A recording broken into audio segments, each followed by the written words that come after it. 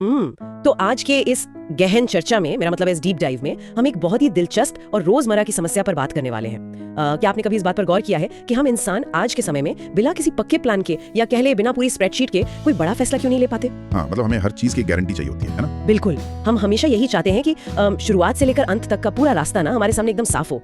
मतलब हर मोड़, हर गड्ढा, यहाँ तक कि रास्ते में आने वाला ट्रैफिक भी पहले से ही हमारे नक्शे पर साफ साफ दिख जाए। हम हर फैसले के फायदे और नुकसान की पूरी एक लंबी सी लिस्ट बनाते हैं। सही कहा।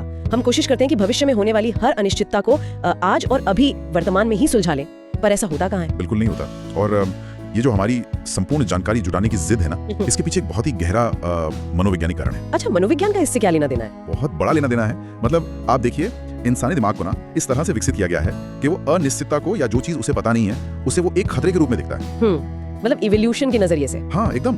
अगर हम हजारों साल पीछे जाएं तो झाड़ियों के पीछे क्या है ये ना जानने का सीधा सा मतलब होता था कि शायद मौत हो सकती है, कोई शिकारी जानवर हो सकता है। बाप रे, हाँ वो तो है। इसलिए हमारा दिमाग हमेशा से ना सुरक्षा और नियंत्रण की तलाश में रहता है। वो हर चीज को कंट्रोल करना चाहता है। लेकिन आज के समय में झाड़ियों के पीछे तो कोई शेर नहीं छिपा है ना? वही तो। आज की हमारी आधुनिक दुनिया में हमारे फैसले किसी शिकारी जानवर के बारे में नहीं होते, बल्कि करियर, रिश्ते या फिर कोई निवेश करने जैसे अमूर्त विषयों के बारे में होते हैं। और मुझे लगता है यहीं पे सबसे बड़ी समस्या खड़ी होती है। मतलब जीवन कोई ऐसा हाईवे तो है नहीं जहाँ हर किलोमीटर पे एक बोर्ड लगाओ कि आगे क्या आने वाला है। बिल्कुल सही। ये तो एक घने जंगल जैसा है, और उस जंगल में जाने से पहले ही अगर हम उसका पूरा नक्शा बनाने की जिद पकड़ लें तो हम तो कभी आगे नहीं बढ़ पाएंगे। हम बस किनारे पर खड़े होकर सोचते ही रह जाएंगे। और आज के इस सूचना से भरे युग में ना हम इसी स्थिति को एनालिसिस पैरालिसिस कहते हैं। हाँ, एनालिसिस पैरालिसिस, जहाँ हम इतनी ज्यादा जानकारी इकट्ठा कर लेते हैं कि कोई ठोस कदम उठाना ही असंभव लगने लगता है। हम जानकारी के सागर में डूब जाते हैं। मतलब हम किनारे पर खड़े होकर लहरों का पैटर्न समझने की कोशिश करते हैं, पर पानी में उतरने का फैसला कभी ले ही नहीं पाते। हमें लगता है कि अगर हम थोड़ा और सोच लेंगे या कोई एक और किताब पढ़ लेंगे तो शायद रास्ता पूरी तरह साफ हो जाएगा, जो कि कभी नहीं होता। बिल्कुल। और इसीलिए आज हम जिस विषय की गहराई में जा रहे हैं वो इस एनालिसिस पैरालिसिस का एक बहुत ही अचूक और शक्तिशाली इलाज है। हाँ, और आज की हमारी स्रोत सामग्री भी बहुत खास है। बहुत ही खास। आज हमारे पास विश्लेषण करने के लिए जो स्रोत है वो शायद अब तक का हमारी डीप डाइव का सबसे संक्षिप्त स्रोत है। ये कोई बहुत लंबी किताब या कोई जटिल रिसर्च पेपर नहीं है। तो फिर क्या है? ये सिर्फ एक वाक्य है। स्रोत का अंग्रेजी शीर्षक है the unfolding path of action, और ये भारतीय दर्शन के सबसे महान ग्रंथों में से एक, भगवद गीता के सार पर आधारित है। वाह, सिर्फ एक वाक्य? हाँ। और वो केंद्रीय विचार जिसके इर्द गिर्द आज की हमारी ये पूरी चर्चा घूमने वाली है वो बस इतना है, कर्म करते रहो, मार्ग खुलता जाएगा, बस। ये एक अकेली पंक्ति ना अपने अंदर मानव मनोविज्ञान और हमारे काम करने के तरीके का इतना गहरा विश्लेषण समेटे हुए है कि मतलब ये सच में हमारे जीवन जीने के नजरिए को पूरी तरह से बदल सकती है। बिल्कुल। और यही हमारा आज का मिशन है, ये समझना कि कैसे ये छोटा सा विचार हमें उस अत्यधिक सोच विचार के जाल से बाहर निकाल सकता है। तो इसे समझने के लिए ना हमें सबसे पहले इस पंक्ति के पहले हिस्से को समझना होगा, यानी कि कर्म को। हाँ, कर्म के वास्तविक अर्थ को। अक्सर हम कर्म शब्द को बहुत ही साधारण शारीरिक गतिविधियों या दिनचर्या से जोड़ लेते हैं, जैसे सुबह उठना, काम पर जाना।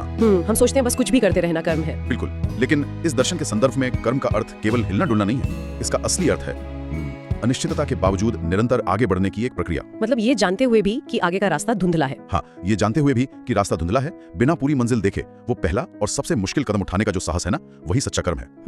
वो जो एक मेंटल ब्लॉक होता है उसे तोड़ना। बिल्कुल, ये उस मानसिक जड़ता को, उस इनर्शिया को तोड़ने की प्रक्रिया है। जब हम इस जड़ता को तोड़ने और अनिश्चितता में आगे बढ़ने की बात कर रहे हैं तो मैं सोच रही थी कि इसे एक बहुत ही व्यवहारिक उदाहरण से समझते हैं। हाँ, बताइए। मान लीजिए हम सर्दियों की किसी रात में एक बहुत ही घने कोहरे में गाड़ी चला रहे हैं, जहाँ फॉग की वजह से कुछ दिखाई नहीं दे रहा है। बहुत डरावना होता है वो, है ना?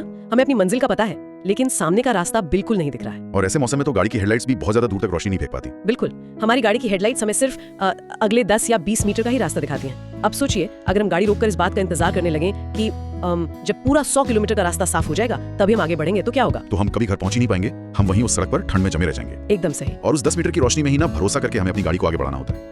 इस पूरी प्रक्रिया में सबसे दिलचस्प बात यह है कि वो रोशनी हमारी गाड़ी के साथ साथ आगे बढ़ती है। हाँ, जैसे जैसे हम आगे जाते हैं रोशनी भी आगे जाती है। बिल्कुल। जब हम अपनी गाड़ी को उस 10 मीटर के दायरे में आगे बढ़ाते हैं, यानी जब हम कर्म करते हैं, तो हेडलाइट्स की रोशनी अगले 10 मीटर के रास्ते को रोशन कर देती है। मतलब बिना कर्म के कोई नई जानकारी या कोई नया मार्ग सामने आ ही नहीं सकता। एकदम सही कहा आपने। लेकिन यहाँ मुझे एक चुनौतीपूर्ण सवाल पूछना होगा आपसे। हाँ, बिल्कुल पूछिए। देखिए, स्रोत बहुत ही सीधे शब्दों में कहता है कि कर्म करते रहो, और ये कोहरे वाली बात सुनने में तो बहुत लॉजिकल लगती है, लेकिन क्या होगा अगर हम कोहरे में गलत दिशा में जा रहे हो? गलत दिशा? हाँ, मतलब हम बस कर्म किए जा रहे हैं, गाड़ी चलाए जा रहे हैं, लेकिन हमारी दिशा ही गलत है। तो क्या सिर्फ कर्म करने की प्रक्रिया अपने आप में ही सही दिशा को स्पष्ट कर देती है, या फिर हम बस अंधेरे में तीर चला रहे हैं? ये बहुत ही गहरा सवाल है। तो क्या कर्म हमें दिशा भी देता है? इसका सीधा सा उत्तर है हाँ। अच्छा, वो कैसे? क्योंकि गलत दिशा का ज्ञान भी ना हमें सिर्फ तब हो सकता है जब हम गति में हो, जब हम आगे बढ़ रहे हो। मतलब रुके रहने से कुछ पता नहीं चलेगा। बिल्कुल, जब हम एक जगह रुके हुए होते हैं, कुछ भी नहीं कर रहे होते, तो हम ना तो सही दिशा में होते हैं और ना ही गलत दिशा में। तो हम कहाँ होते हैं? हम एक तरह के शून्य में होते हैं, एक वैक्यूम में, और शून्य से हमें कोई डेटा, कोई जानकारी नहीं मिलती। यानी कि रुके रहने से तो हमें ये भी पता नहीं चलेगा कि हम गलत हैं। बिल्कुल, जब हम कोई कर्म करते हैं, भले ही वो गलत दिशा में हो, तो बाहरी दुनिया से हमें एक प्रतिक्रिया मिलती है, एक फीडबैक मिलता है। जैसे हम एक कदम उठाते हैं और हमें ठोकर लगती है। हाँ, या हम किसी बंद गली में पहुंच जाते हैं। अब क्योंकि हमने कर्म किया, हमारे पास एक नई जानकारी है, हमें पता चल गया कि ये रास्ता सही नहीं है।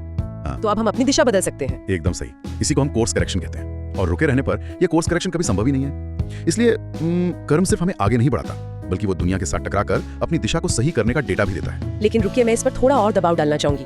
मतलब असल जिंदगी में ठोकर लगने की कीमत ना बहुत बड़ी हो सकती है। आप रिस्क की बात कर रहे हैं। हाँ, अगर हम गलत दिशा में जाकर किसी गहरी खाई में गिर गए तो गलत फैसले में हमारा पैसा, हमारा समय और हमारी ऊर्जा सब बर्बाद होती है। तो क्या ये दर्शन हमें अंधाधुंध जोखिम लेने को कह रहा है कि बस आंख बंद करो और कूद जाओ? नहीं नहीं, बिल्कुल नहीं। आंख बंद करके दौड़ने और सोच समझकर पहला कदम उठाने में बहुत बड़ा फर्क है। ये दर्शन अंधाधुंध जोखिम लेने की वकालत बिल्कुल नहीं कर रहा है। तो फिर इसका व्यवहारिक मतलब क्या है? कर्म का मतलब बिना सोचे समझे कूदना नहीं है। इसे आप व्यापार या डिजाइन की दुनिया में ना प्रोटोटाइपिंग के नजरिए से देखिए।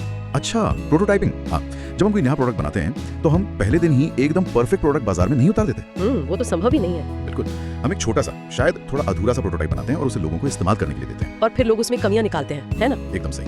वो प्रोटोटाइप तकनीकी रूप से शायद गलत हो सकता है, लेकिन वो लोगों से जो असली फीडबैक लेके आता है ना, वो उस बंद कमरे में बैठकर बनाई गई किसी भी थ्योरेटिकल स्प्रेडशीट से लाख गुना ज्यादा कीमती होता है। वाओ, ये बहुत ही शानदार नजरिया है ना? छोटे छोटे कदम उठाना, दुनिया से टकराना, फीडबैक लेना और फिर अपनी दिशा सुधारना, यही कर्म की वास्तविक प्रक्रिया है। तो ये खाई में कूदना नहीं है, ये अंधेरे में अपना पैर धीरे से आगे बढ़ाकर जमीन को टटोलना है। बिल्कुल, यही सही शब्द है, टटोलना। तो गलत दिशा में उठाया गया एक छोटा कदम भी दरअसल बेकार नहीं है, क्योंकि वो हमें उस रास्ते से हटा देता है जो काम नहीं कर रहा है। हाँ, और ये हमें सीधे इस स्रोत के दूसरे हिस्से पर ले जाता है। मार्ग खुलता जाएगा इस हिस्से पर। हाँ, अगर कर्म एक इंजन है जो हमें आगे धकेलता है, तो मार्ग का खुलना उस इंजन के चलने का एक स्वाभाविक परिणाम है। लेकिन इसमें गलतफहमी भी तो हो सकती है ना? कैसी गलतफहमी? यहाँ जो सबसे बड़ी गलतफहमी अक्सर होती है वो ये है कि हम सोचते हैं कि मार्ग पहले से ही कहीं बाहर बना हुआ है, जैसे कि कोई पक्की सड़क हो। हाँ, और बस हमें वो दिख नहीं रहा है। बिल्कुल, लेकिन इस विचार की गहराई ये है कि कदम उठाने का कार्य ही उस मार्ग का निर्माण करता है। मतलब रास्ता पहले से नहीं है। नहीं है, मार्ग कोई बनी बनाई सड़क नहीं है जिस पर बस चलना है। हमारे कदमों के निशान ही वो सड़क बनते हैं। लेकिन जब स्रोत कहता है कि मार्ग खुलता जाएगा, तो मैं सोच रही थी कि ये मार्ग का खुलना भौतिक दुनिया में काम कैसे करता है? भौतिक दुनिया में? हाँ, मतलब क्या ये सिर्फ हमारे दिमाग के अंदर होने वाला एक मानसिक बदलाव है, जहाँ हमारा डर खत्म हो जाता है और दिमाग का कोहरा छंट जाता है, या फिर ये एक वास्तविक दुनिया का परिणाम है जहाँ एक काम को करने से सचमुच नए रास्ते और अवसर पैदा होते हैं जो पहले मौजूद ही नहीं थे? ये बहुत ही सटीक सवाल है, और इसका जवाब ये है कि ये प्रक्रिया भीतर और बाहर दोनों तरफ एक साथ काम करती है। अच्छा, दोनों तरफ? हाँ, जब हम कर्म करते हैं तो सबसे पहले हमारा आंतरिक डर और वो अत्यधिक सोच विचार वाली स्थिति टूटती है। ये तो हो गया मानसिक बदलाव, जो कि बहुत जरूरी है। बिल्कुल, लेकिन बाहरी दुनिया में जो होता है ना, वो उससे भी ज्यादा महत्वपूर्ण है। वो कैसे? जब हम कर्म करते हैं तो हम अपने आसपास के वातावरण में एक नया वेरिएबल डाल देते हैं। एक नया चर। हाँ, मान लीजिए हम कोई नया प्रोजेक्ट शुरू करते हैं। उस प्रोजेक्ट पर काम करने के दौरान हम अचानक किसी ऐसे व्यक्ति से टकराते हैं जिससे हम शायद कभी ना मिलते। हाँ, ऐसा अक्सर होता है। और फिर उस व्यक्ति के साथ बातचीत से कोई ऐसा नया अवसर पैदा होता है, अपॉर्चुनिटी मिलती है जिसके बारे में हमने शुरुआत में कभी कल्पना भी नहीं की थी। ओहो, मतलब वो नया अवसर हमारे उस पहले कर्म की वजह से ही पैदा हुआ। एकदम सही। अगर हम सिर्फ कमरे में बैठकर योजना बना रहे होते तो वो अवसर अस्तित्व में ही नहीं आता। तो हमारा कर्म एक तरह का चेन रिएक्शन शुरू करता है। बिल्कुल, एक काम से दूसरा काम निकलता है, एक संपर्क से दूसरा संपर्क बनता है। इसलिए मार्ग का खुलना सिर्फ कोई मानसिक भ्रम दूर होना नहीं है, बल्कि असलियत में नए रास्तों का निर्माण होना है। वाओ, इस पूरी प्रक्रिया को समझने के बाद अगर हम स्रोत के अंग्रेजी शीर्षक पर वापस जाएं, the unfolding path of action, तो मुझे लगता है हमारी ये चर्चा एक बिल्कुल नए दार्शनिक स्तर पर चली जाती है। हाँ, शीर्षक में एक शब्द है जो बहुत खास है, अनफोल्डिंग। बिल्कुल, ये जो शब्द है अनफोल्डिंग, यानी परत दर परत खुलना, ये बहुत ही शक्तिशाली शब्द है। ये अपने आप में एक बहुत ही सटीक रूपक है। आप इसे कैसे समझाएंगे? इसे समझने के लिए ना ओरिगामी की कला के बारे में सोचिए। अच्छा, वो कागज को मोड़कर आकृतियां बनाने वाली जापानी कला? हाँ, वही। शुरुआत में हमारे पास सिर्फ एक सादा चौकोर कागज होता है, उसमें कोई आकार नहीं होता, कोई मार्ग नहीं होता, एकदम ब्लैंक। बिल्कुल, लेकिन जब हम उसमें पहला मोड़ डालते हैं, पहला फोल्ड करते हैं, यानी हम अपना पहला कर्म करते हैं, तो वो कागज एक नया रूप ले लेता है। और मुझे लगता है वो पहला मोड़ ही ये तय करता है कि अगला मोड़ कहाँ लगेगा, है ना? यही इसका सबसे बड़ा रहस्य है। हम सीधे 10वें मोड़ पर नहीं जा सकते। बिल्कुल नहीं। हर एक मोड़ यानी हर एक कर्म एक नया आकार उभारता है जो अगले मोड़ का रास्ता अपने आप तय कर देता है। अगर हम उस सादे कागज को बस घूरते रहें और मन ही मन सोचते रहें कि ये एक पक्षी या फूल कैसे बनेगा, तो वो कभी नहीं बनेगा। हाँ, हमें अपने हाथों से उस कागज को मोड़ना ही होगा। एकदम। और एक मुड़ा हुआ नक्शा भी ना बिल्कुल ऐसे ही होता है। नक्शा वही है, उसकी पूरी सच्चाई वही मौजूद है, लेकिन वो अभी मुड़ा हुआ है। और कर्म वह हाथ है जो उस नक्शे की परतों को खोलता है। बिल्कुल। जब हम एक परत खोलते हैं तो हमें एक नया हिस्सा दिखाई देता है और धीरे धीरे परत दर परत वो पूरा रास्ता अनफोल्ड हो जाता है। लेकिन यहाँ मेरे मन में एक बहुत बड़ा दार्शनिक सवाल उठ रहा है और मुझे लगता है जो भी श्रोता इसे गहराई से सोच रहे होंगे उनके मन में भी ये सवाल जरूर आएगा। अच्छा, क्या सवाल? ये जो ओरिगामी का रूपक है ना, ये थोड़ा खतरनाक भी हो सकता है। खतरनाक? वो कैसे? देखिए, अगर हम कहते हैं कि मार्ग अनफोल्ड हो रहा है, यानी नक्शा पहले से मौजूद है और बस परत दर परत खुल रहा है, या कागज में पहले से एक पक्षी छिपा है जो बस मोड़ने से बाहर आ रहा है, सही है। तो क्या इसका मतलब ये है कि हमारा मार्ग पहले से ही तय है, प्री डिटर्मिन्ड है? मैं समझ गया आप कहाँ जा रहे हैं। हाँ, क्या सब कुछ नियति में पहले से ही लिखा हुआ है? और अगर ऐसा है तो क्या ये हमारे फ्री विल यानी स्वतंत्र इच्छा के विचार को चुनौती नहीं देता? अगर सब कुछ पहले से तय है तो फिर हमारे कर्म करने का या सही चुनाव करने का मतलब ही क्या रह जाता है? ये तो दर्शन शास्त्र का सबसे पुराना और सबसे गहरा द्वंद्व है। डिटर्मिनिज्म बनाम फ्री विल, है ना? बिल्कुल। ये सवाल कि क्या हम अपनी कहानी खुद लिख रहे हैं या सिर्फ एक लिखी हुई स्क्रिप्ट को निभा रहे हैं। तो इस स्रोत के हिसाब से इसका क्या जवाब है? भगवत गीता और इस स्रोत के संदर्भ में ना इसे एक अलग नजरिए से देखने की जरूरत है। मार्ग का मुड़ा हुआ होना इस बात का प्रतीक बिल्कुल नहीं है कि जिंदगी की हर एक घटना पहले से ही किसी पत्थर पर लिखी हुई है। तो फिर ये मुड़ा हुआ नक्शा या ये अनफोल्डिंग किस बात का प्रतीक है? इसे ऐसे समझना होगा कि संभावनाएं और नियम पहले से मौजूद हैं। पॉसिबिलिटीज। हाँ, वो जो भूभाग है, वो जो टेरेन है जिस पर हमें चलना है, जैसे कि पहाड़, नदियां, घाटियां, वे वहां मौजूद हैं। वो यथार्थ है, रियलिटी है। जैसे गुरुत्वाकर्षण का नियम है। बिल्कुल, गुरुत्वाकर्षण का नियम तय है, दुनिया के काम करने का तरीका तय है, ये सब नियति का हिस्सा है। ठीक है, ये तो समझ आ गया, लेकिन इसमें हमारी चॉइस कहाँ है? हमारी चॉइस ये है कि हम उस भूभाग में कौन सा रास्ता चुनेंगे, हम किस पहाड़ पर चढ़ेंगे, हम नदी को पार करने के लिए पुल बनाएंगे या नाव का इस्तेमाल करेंगे।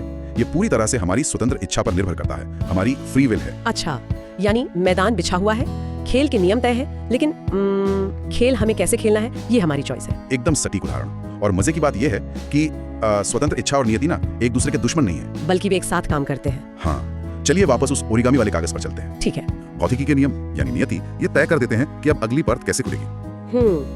तो फ्री विल वो चुनाव है जो हम हर कदम पर करते हैं और नियति वो परिणाम है जो उस कदम के बाद अनफोल्ड होता है। बिल्कुल। और अगर हम कर्म नहीं करेंगे तो वो नक्शा कभी नहीं खुलेगा।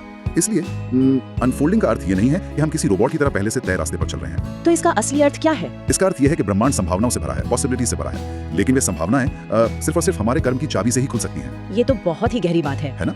जो तनाव या एनालिसिस पैरालिसिस हम महसूस करते हैं ना, वो इसलिए होता है क्योंकि हम उस पूरे भूभाग को, उन सारे पहाड़ों और नदियों को एक साथ नियंत्रित करना चाहते हैं, जबकि हमें सिर्फ अपने अगले कदम, अपनी अगली चॉइस पे नियंत्रण रखना है। बिल्कुल, यही इस पूरे दर्शन का सार है। ये विचार सच में बहुत ही स्पष्ट करने वाला है और एक तरह से बहुत मानसिक शांति देने वाला भी है। हाँ, क्योंकि ये बोझ कम कर देता है। सही कहा। इसका मतलब है कि हमें पूरे रास्ते की, अंतिम परिणाम की या उस पूरे मुड़े हुए नक्शे की चिंता किए बिना सिर्फ अपने वर्तमान के अगले कदम को पूरी ईमानदारी और चुनाव के साथ उठाना है। और बाकी का काम वो मार्ग खुद कर लेगा, वो हमारे कदम के हिसाब से खुद को ढाल लेगा। यही वो असली स्वतंत्रता है जो कर्म हमें देता है। हाँ, ये हमें भविष्य के अनजाने बोझ से मुक्त कर देता है और हमें वर्तमान के पल में उस एक कदम की शक्ति में केंद्रित कर देता है। तो अगर हम आज की इस पूरी गहरी चर्चा को एक जगह समेटना चाहें तो हम कह सकते हैं कि आज की इस बहुत ही तेज जानकारी से भरी और डराने वाली दुनिया में जहां हम अक्सर अपनी ही सोच के जाल में फंस जाते हैं, एनालिसिस पैरालिसिस का शिकार हो जाते हैं। बिल्कुल। तो ऐसी स्थिति में ये एक छोटी सी पंक्ति, कर्म करते रहो मार्ग खुलता जाएगा, हमारे लिए एक बहुत बड़ा जीवन मंत्र साबित हो सकती है। ये हमें बहुत स्पष्ट रूप से सिखाती है कि क्लैरिटी या स्पष्टता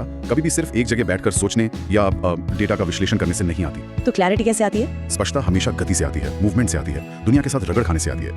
बिल्कुल सही। हमने आज चर्चा की कि कैसे कर्म सिर्फ कुछ करना नहीं है, बल्कि अनिश्चितता में आगे बढ़ने का साहस है। हाँ, उस रात के घने कोहरे में अपनी गाड़ी को उस 10 मीटर की रोशनी के भरोसे आगे बढ़ाने की तरह। हमने ये भी समझा कि गलत दिशा में उठाया गया कदम भी हमें शून्य में खड़े रहने से ज्यादा सिखाता है, क्योंकि वो हमें कोर्स करेक्शन का मौका देता है। एकदम सही। और सबसे अहम बात, हमने ये जाना कि रास्ता कहीं बाहर हमारा इंतजार नहीं कर रहा है, हमारे कदम ही उस रास्ते को घरते हैं, उसे उस ओरिगामी की तरह परत दर परत अनफोल्ड करते हैं। और ये सब बिना हमारी स्वतंत्र इच्छा को छीने होता है। मतलब संभावनाएं अनंत हैं, लेकिन उनका जन्म हमारे छोटे छोटे चुनावों और कदमों से ही होता है। इस एक वाक्य ने वाकई चीजों को देखने के नजरिए को एक नई दिशा दी है। अत्यधिक सोच विचार के उस लकवे को, उस पैरालिसिस को तोड़ने का इससे बेहतर तरीका शायद ही कोई हो। मैं पूरी तरह सहमत हूँ। लेकिन इससे पहले कि हम आज की इस डीप डाइव को विराम दें, मैं इस स्रोत के आधार पर ही एक विचार छोड़ना चाहती हूँ। हाँ, बताइए। एक ऐसा गहरा सवाल जिस पर शायद हर कोई खुद अकेले में विचार करना चाहेगा। वो क्या है? देखिए, हम पूरी चर्चा में इस बात पर ध्यान केंद्रित करते रहे कि स्रोत हमें बताता है कि कर्म करने से मार्ग खुलता है, लेकिन जरा सोचिए, अगर हम कर्म ना करें तो? इनएक्शन। हाँ, इनएक्शन। अगर हम डर कर या हर चीज को 100% परफेक्ट करने की जिद के कारण वहीं एक जगह खड़े रह जाएं, तो क्या होता है? ये एक डरावना ख्याल है। क्या वो मार्ग जो हमारे लिए बन सकता था हमेशा हमेशा के लिए बंद हो जाता है? क्या वो संभावनाओं का नक्शा हमेशा मुड़ा हुआ ही रह जाता है? और क्या एक इंसान अपनी पूरी जिंदगी बस किनारे पर बैठकर यही सोचता रह जाता है कि क्या होता अगर मैंने उस दिन वो पहला कदम उठा लिया होता? ये बहुत ही झकझोर देने वाला सवाल है और इसका जवाब हमें खुद खोजना होगा। बिल्कुल, इस विचार के साथ और उस खोज में अपनी गाड़ी को थोड़ा आगे बढ़ाने की हिम्मत के साथ हम आज आपको यहीं छोड़ते हैं। अपनी खुद की खोज जारी रखिए, अपने कदमों से उस मुड़े हुए नक्शे को खोलते रहिए और हमेशा याद रखिए, स्पष्टता की प्रतीक्षा मत कीजिए, उसे अपनी गति और अपने कर्मों से खुद गढ़िए। इसी विचार के साथ आज की हमारी ये चर्चा यहीं समाप्त होती है। अपना मार्ग खुद खोलते रहिए।